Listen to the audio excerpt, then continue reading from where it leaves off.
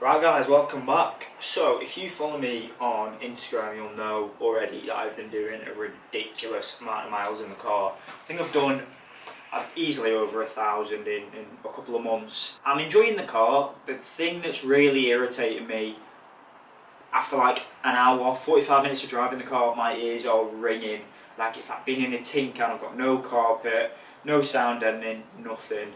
And to top it off, next weekend I have to drive all the way down to Kent, which is essentially the other side of the country. So today what we're going to do, I have a lot of parcels from NoiseKillers, and today we're going to get it fitted. That's a big job, but is it worth it? Have to watch and find out, won't you? First job, we need to take the car in the garage because it's probably about to chuck it down because it's Manchester.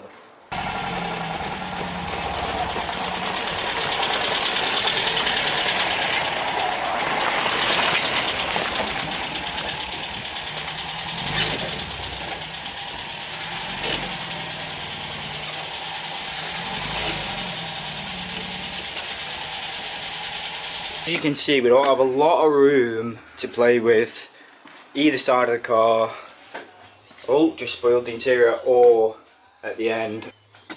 What I'm going to do, first job, I'm just work on getting everything back here just out, and then I can work my way forward. Right, so let's get all this cleared out.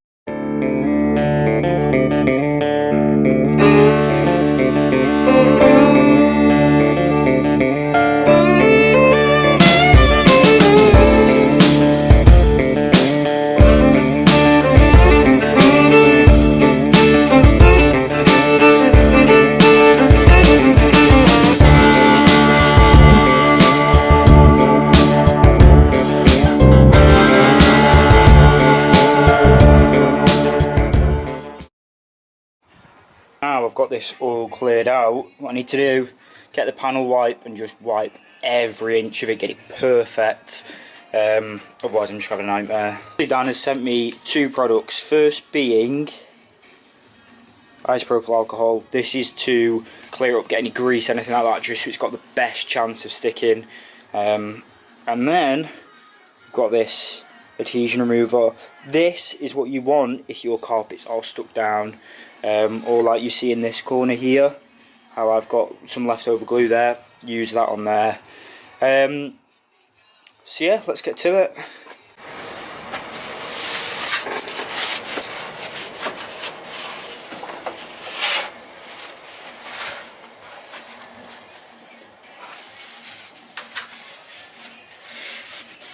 I've got oil everywhere. That's good. That's exactly what you want. Get this. Spray a little of that on it. Get wiping.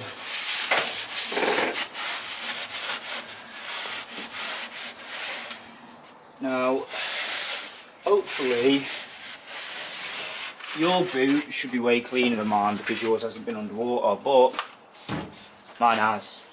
So, you lot better do a better job than I do.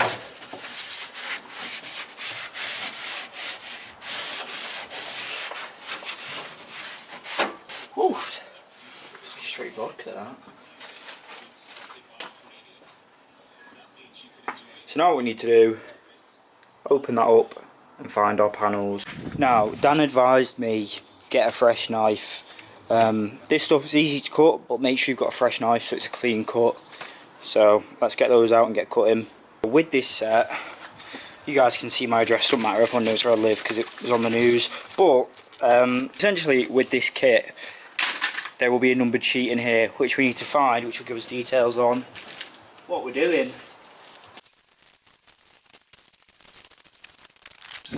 Right, so this one, I believe, that's under bonnet.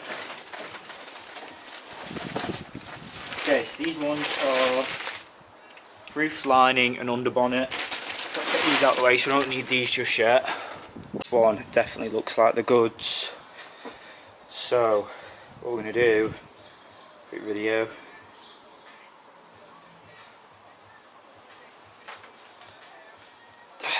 Like that, easy peasy, lemon squeezy, influencer things.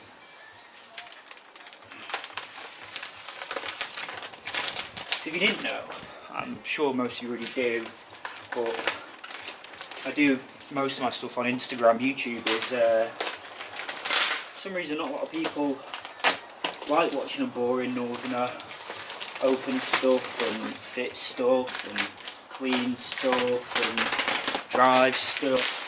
So my Instagram tends to be a little bit better. If you're not already, go follow me, I'll stick it in bio. Whoa.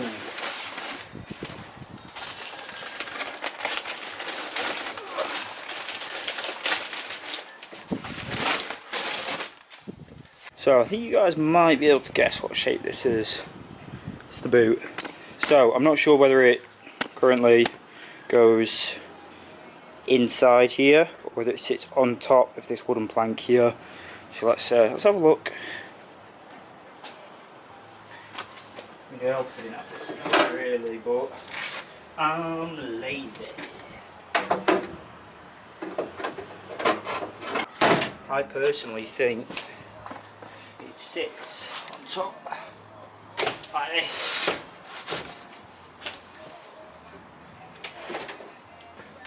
So that goes in there, I think. What are these parts? This is number 8. Right.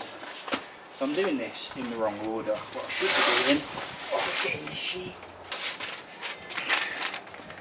So this is the sheet I was on about. So you have a look. Instructions, destructions, material for underbonnet included, roof included. Let's have a look at what number we've got in the boot. Does it have a number? Or is it just labelled 13? 13, this fits above the spare wheel and under the boot carpet. Okay, cool, so that's where that goes, easy. Now what else do we have? What is this one?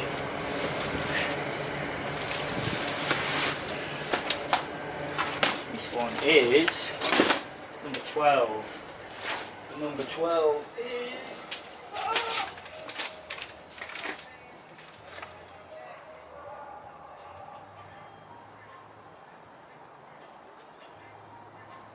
under the spare wheels. This is what we needed.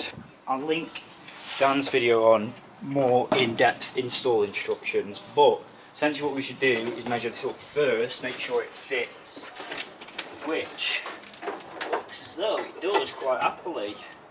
So we need to make a slit for the boot and then we should be good to go. So let's do that.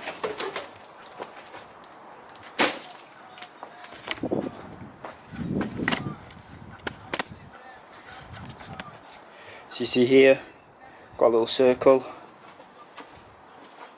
He's good, Dan, isn't he? He's good. Making my life as easy as possible.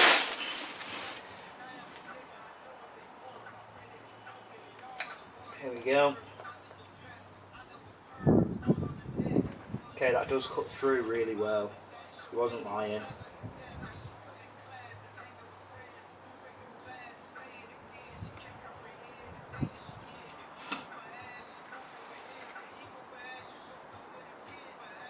As you can see, I'm not very good at arts and crafts because I was miles off.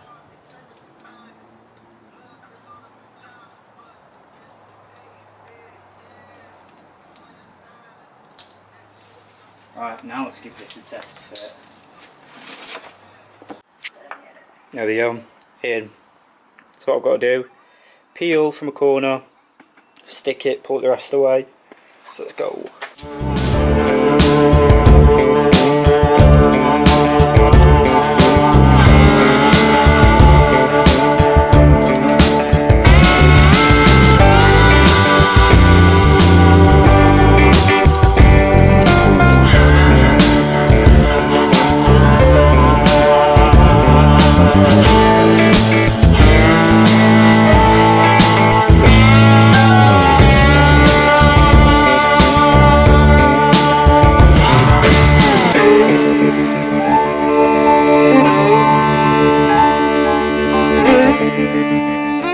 Now I've got a boot area done other than the wheel, you know what I mean? And then done down there, done in here, obviously need to tidy up a bit, done in there. Also as well, you may be able to see just over there, I may have myself some fancy little speakers to go in. So regarding, I need to turn that down because I'm going to get my video taken down. Essentially regarding the sound system, I've got those nice little speakers to fit in. Should sound really good, but my uncle Mark, who will be watching this video, hello Mark, absolute legend, helped me pull the engine, helped me put the engine back in. Absolute lifesaver, I couldn't have done it without his lift. So yeah, make sure you say thank Mark in the comments. But essentially Mark is a bit of an audio whiz. He was about in the max power days, you know, when it was sound systems like out the wazoo. So he's going to help me fit the sound system because he will know what he's doing, whereas I just plug stuff in and hope for the best. It's good that I'll have him to help me, but I'm going to have to wait a little bit. I'm going to plough on, get everything in, and I'm just going to set the speakers sort of where I want them. But if you have one of these, you know it's a bit of a nightmare finding space for the speakers. I did see some, I think they were like 6 inch subs, possibly even small, maybe even 5, but not that 5's small, 5 is perfectly average. But I could fit the subs in there, I'm thinking. Could be good. So I'm trying not to ruin the new interior that I've got in. I say in, I've got my seats in, I've got my door cards in, but I need to pull everything out of there, so let's get that done.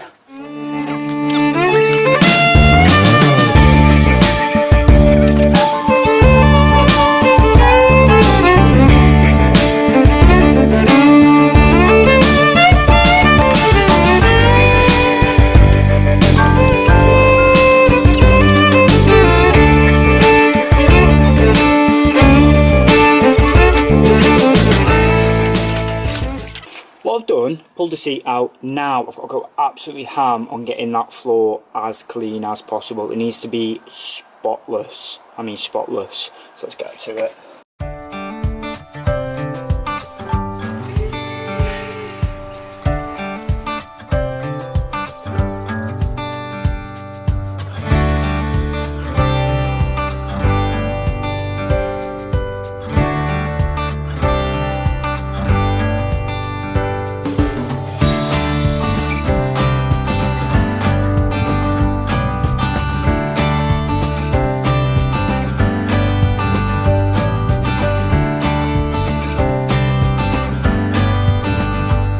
Now we've got that wiped, I need to figure out what panels need to be stuck on that floor. So just, oh god, I've spilled stuff on it already. I'm getting this sheet and working through it. Let's have a look. We've got stuff that goes to the bulkhead of at the top of the footwell driver side, yep. Adheres to the side of the transmission tunnel on the footwell, bulkhead at the top of the footwell. That's number 3, so let's find number 3 and see where this goes. I'm going to bring you with me. Don't bang your head. What you're doing, getting in here, I essentially think it's up there.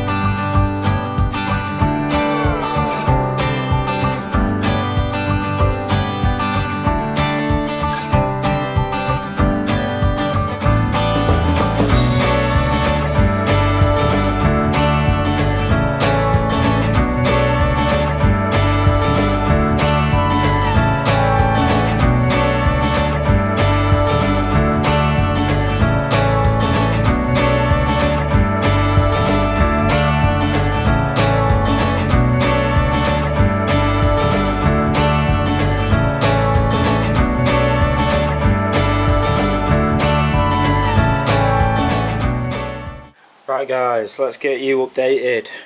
Both of these done. In here, done. Boot, done. Passenger side, show you passenger side. Down there, all done. Throwing one on there. Also done here, because that's where the diff is. It makes loads of noise.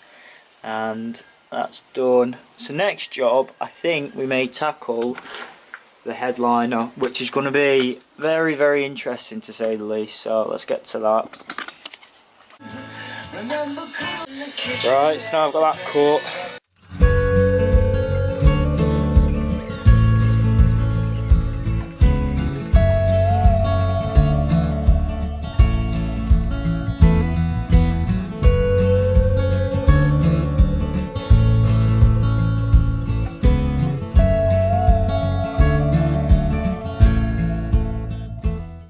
Obviously it doesn't have to be perfect this, because the headlining will go over it, but I want to get it as good as possible.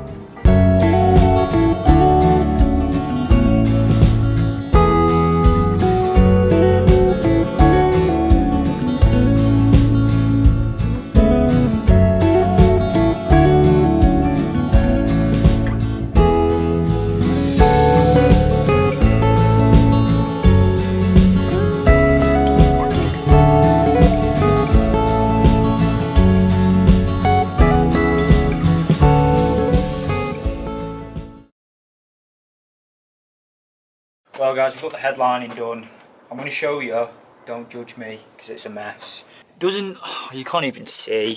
Let me get me bloody torch. It doesn't need to be perfect. Headlining will be going over it, but it already makes such a massive difference. Put my speaker down here whilst I was listening to my music. The fact that it just doesn't echo and you can hear bass is crazy, to be honest. Now I'm thinking moving on to under the bonnet, because that's literally like one piece that you just stick on. Let's give that a go. Well, my camera died. What we're going to do, these two patches here, they're so dirty, so it is really essential for me to proper cover them. I'm going to go a bit crazy on them. I'm not going to film it because it's going to be pretty boring for you, but I'll show you what it looks like after. Gone over it, given it a good scrub. Is this anywhere near good enough? No. But my bonnet is absolutely done for. As you can see along this edge, I would just replace the bonnet, but I'm on a tight deadline. You are not. Do it properly, don't be like me. What I'm going to do now, set you guys up somewhere, and I am going to stick these panels on. Or, do you know what I could do? I could just do this. Not too shabby, eh?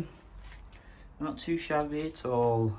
I say not too shabby, don't get close, because I'm an idiot and I'm apparently really bad at jigsaws, which is cutting out shapes and putting them in said shaped holes. So yeah, but that should make an absolute world of difference. Let's run through what we've done. We've done bonnet, we've done the boot, the whole of the boot, we've done in here, we've done wheel wells, we've done headliner, we've done passenger side. Now, I do want to get a couple over the transmission tunnel, which are somewhere along here, because I'm an idiot and I've mixed everything up. Don't do that. Oh, here it is. Number 1, transmission tunnel. So I'm gonna get that in place. I have to pull the center console out, and then what I need to do is do that side. And we are almost there. Almost there. Time to do the doors. So that is what it sounds like prior. Tinny. Let's whack one of the metal sheets in. I say metal sheets. I'm going to whack one of these sheets in somewhere, maybe in the centre, and then I'm going to use the foam as well, because if at any point I have speakers in there, you want the foam to sort of stop it echoing. So let's get to it. So yeah, it's time to start whacking stuff back in. I've gone a little bit overboard. I've put a few more where was not advised on the kit, but that is because essentially the engine that's going in, it's going to be very loud, and also the sound system that's going in, it's going to be very loud. So get everything back together, let's go. I'm not filming a lot of these bits because it's just tedious. It's not good for you to watch. What I will film is the drive and my thoughts after, because that's what matters. Realistically, this kit is so easy to install. Dan's just made it so simple. The parts come cut, they're numbered, tells you where to put them. The trickiest part is actually just the wheel wells. But he can do I mean, I don't think Dan's offering me a job anytime soon, that's for sure. But if you do a puzzle, you can do them. You just cut bits, stick them, cut bits, stick them. It's easy enough. Obviously, we'll have to see how it goes, but I really don't think we've done too bad a job at all. So I'm gonna get all this back in. I need to do the door as well, get everything back in, and then we'll get on the road and give it a test. Right, so this should give you a rough idea of just how noisy it is. Just sitting, this is just idle. Let's turn the indicators off, that'll help. But zero sound deadening. It's just noise, absolute noise.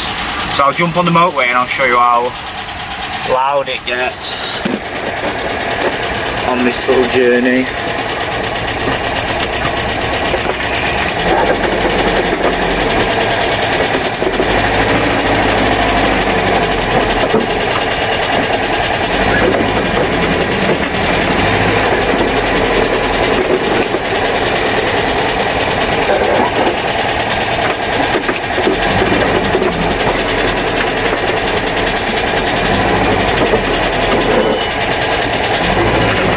Squeaky brakes.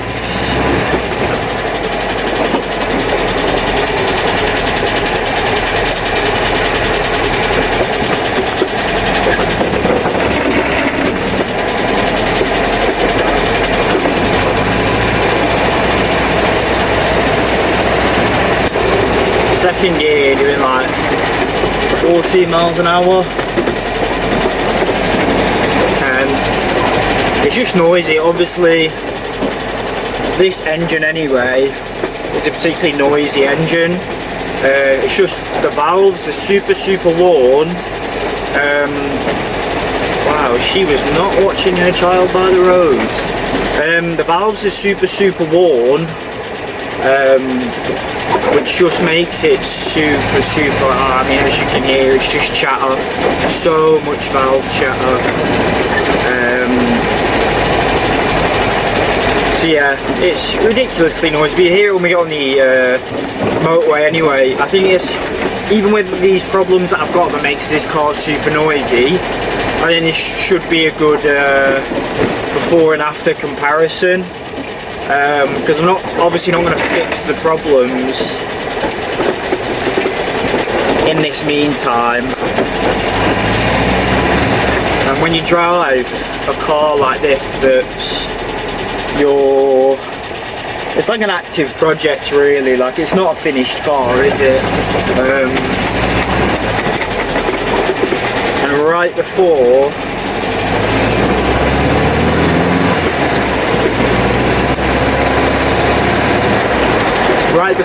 I fit this sound, right after I fit this sound deadening, I've got to do a trip down to Kent.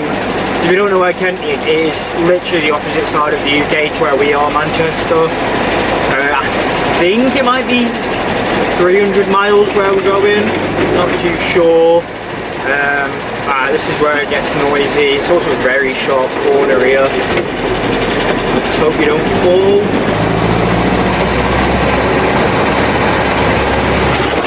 Oh, we fell.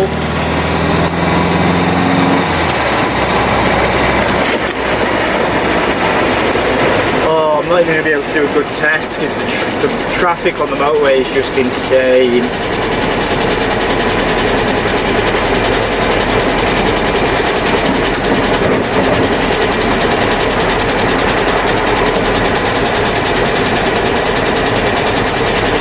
just crazy traffic. I don't even know if I'm going to do a good before test. I'll see if I can, but essentially you can see how noisy this is. It's like a 40 minute. It's a 40 mile an hour speed limit on the motorway at the minute, so I'm not going to be able to show you just how noisy it really is, but it's enough. So yeah, I'll see you after the... Right guys, so now it's time for the test. I'm sat in the car, it's been a few days since I got it fitted, so I already know that this has made a ton of difference. You'll notice my voice is nowhere near as echoey in here. Obviously, all I've got in here is door cards and my seats. 2 seats, not the back seat. So it's pretty bare still. So there is still a good bit of noise, but the difference is night and day. I've still got a chattery engine, lifter noises, all that bad stuff, an exhaust leak, but I am happy with the result. So what I'm going to do now, I'm going to get the car started up, go for a little spin around. Car's cold, I've not driven it, so it's going to be extra noisy anyway. Another thing besides the noise benefits is the amount of heat that was coming through the transmission tunnel before was awful. It was so bad. Like, I was driving along and it was like I've just got a heater on full whack on my face. So that's nice that that is now not the case. I do still have more material left over, but we're going to be fitting the sound system at some point, so I'm going to keep that spare when the sound system goes in. So yeah, enough of me yapping, let's get on the road. If I'll actually start. I've not got a choke either, which I should do.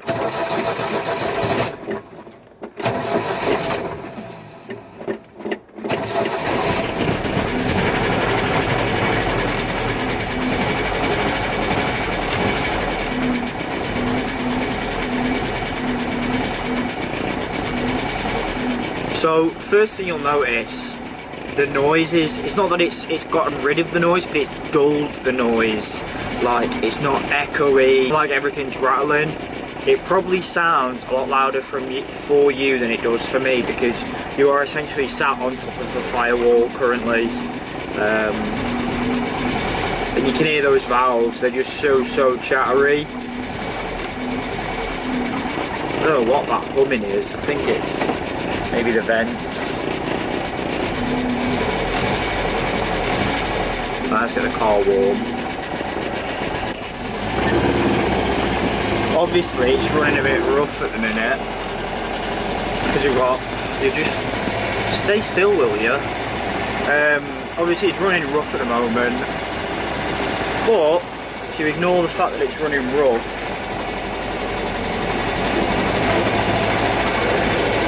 notice I'm going over all these bumps and it's not like it was before. Go slow here so you don't fly off.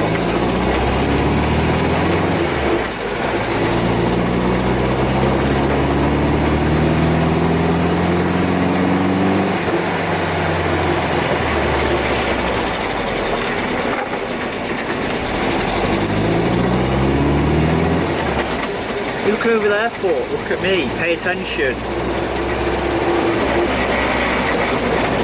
Now I've got a lot of droning from engine, exhaust. I couldn't, like, this was so noisy before. I just did a 500-mile trip this weekend and it's actually bearable. No carpeting, most of my door cards and bits missing, and I can drive it and not be deaf, which is really nice. I'll drive around a little bit more and then I'll stop, park up, and I'll give you guys my feedback.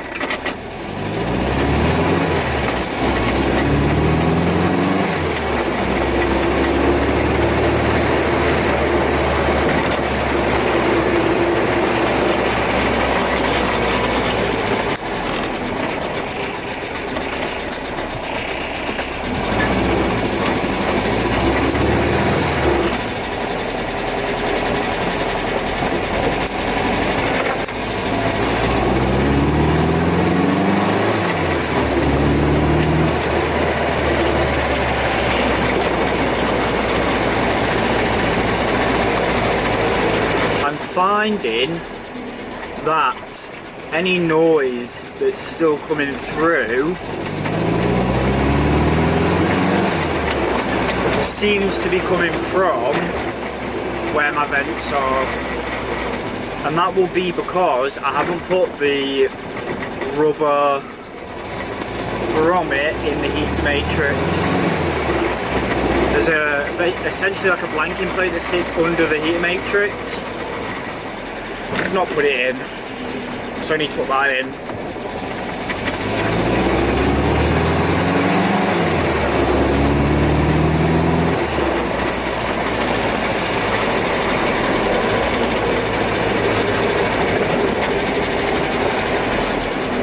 Also, you'll notice I slightly beat on this engine, as in I get super high in the revs from switching gear and stuff like that. And the reason that I do that, there's a very good reason that I do that, and that is because I want to. And I don't have to worry about destroying this engine, or blowing head gasket, or overheating it, or blah blah blah blah blah, because we're building the other engine. It's at the machine shop currently. I can beat the absolute snot out of this engine and not worry, which is a very nice feeling, especially because it burns oil. So, feedback. What do I think about the kit? The kit was super easy to install. I should have read the instructions before I just started going, oh, this looks like this and this looks like this, which I didn't do. I just started sticking stuff. I also didn't clean under the bonnet properly, so they fell off. So I should have mentioned that in the sound test. It's not running the under bonnet, which would make a massive difference, and did make a massive difference. So I spoke to Dan, and he obviously let me know that I need to make sure I'm cleaning properly, which, as you saw in the install, I just bodged. I gave it a quick wipe. I didn't even take the bonnet off and stick it and let it dry. So I just, it's sort of the consequences of my own actions. But taking that into consideration, that this is the noise without those two in, and those two make such a big difference, I'm really happy with it. I'm really, really happy with it. I think once I've got my carpet in, once I've got the rest of like my door cards and padding and stuff like that in, and even when I've got an engine that doesn't sound like a tin of nails, I think it's going to sound so much better. The lack of road noise is really nice.